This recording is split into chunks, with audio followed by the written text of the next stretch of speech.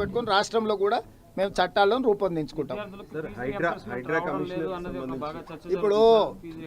ఇప్పుడు కొత్తగా చేరే వాళ్ళకు 100% కోర్టుకు హామీ ఇచ్చి బ్యాంకులో ఖాతాలో పెట్టినాం.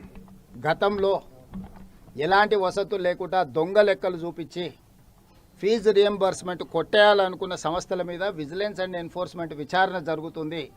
ఎవరెవరైతే కరెక్ట్గా ఉన్నారో వాళ్ళందరికీ చెల్లించడం జరుగుతుంది.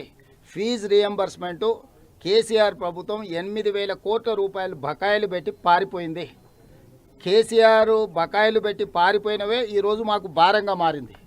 ఈరోజు ఏదో కొత్తగా మేము ఫీజు రియంబర్స్మెంట్ ఇవ్వడం లేదన్నట్టుగా, దానికి మా ప్రభుత్వం కారణం అన్నట్టుగా బీఆర్ఎస్ భ్రమలు కల్పించే ప్రయత్నం చేస్తుంది. బీజేపీ దానికి వంతబాడుతుంది. బీజేపీ నాయకులు రామచంద్రరావు గారు కావచ్చు, ఆర్ కృష్ణయ్య గారు కావచ్చు, ఫీజు రియంబర్స్మెంట్ గురించి పదే పదే తెలంగాణలో మాట్లాడుతారు. ఆర్ కృష్ణయ్య గారు ఏ రాష్ట్రానికి సంబంధించిన రాజ్యసభ సభ్యుడు?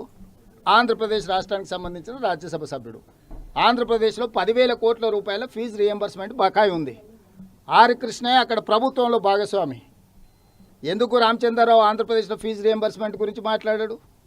ఎందుకు ఆర్ కృష్ణయ్య గారు ఆయన ప్రాతినిధ్యం వహిస్తున్న రాష్ట్రంలో ఫీజు రియంబర్స్మెంట్ గురించి మాట్లాడాడు? బీజేపీ వాళ్ళు ప్రజల అమాయకులు, మోసం చేయొచ్చు, అబద్ధాలు చెప్పొచ్చు అని అనుకుంటారు. మొట్టమొదట బీజేపీ నాయకులు నేను సూచన చేస్తున్నా, కిషన్ రెడ్డి గారికి, రామచంద్రరావు గారికి, ఆర్ కృష్ణయ్య గారికి, ఆంధ్రప్రదేశ్ రాష్ట్రంలో మీ ఎన్డీఏ ప్రభుత్వం ఉంది.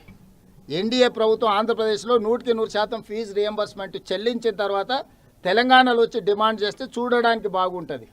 లేకపోతే నవ్విపోదురుగా నాకేటి సిగ్గు అన్నట్టుగా మరీ దిగజారి వ్యవహరిస్తున్నారు బీజేపీ నాయకులు. దయచేసి గత ప్రభుత్వాల తప్పిదాలు, గత ప్రభుత్వం పెట్టిన ఎగవేసిన బకాయిలనే ఈరోజు మాకు ఆర్థిక భారంగా మారింది. అయినా వాటిని అన్నిటిని కూడా పరిష్కరించే ప్రయత్నం చేస్తున్నాం. ఇక నుంచి భవిష్యత్తులో ఏ ఇయర్కి సంబంధించిన ఫీజు రియంబర్స్మెంట్ అదే సంవత్సరంలో పూర్తిగా చెల్లిస్తాము. అడ్వాన్స్గా బ్యాంకు ఖాతాలో మేము పెడుతున్నాము. మేము పూర్తిగా లెక్కలేసినాము. ప్రతి సంవత్సరానికి 2,200 నుంచి 2,400 కోట్ల రూపాయలు ఫీజు రియంబర్స్మెంట్కి అవసరం తెలంగాణ రాష్ట్రంలో.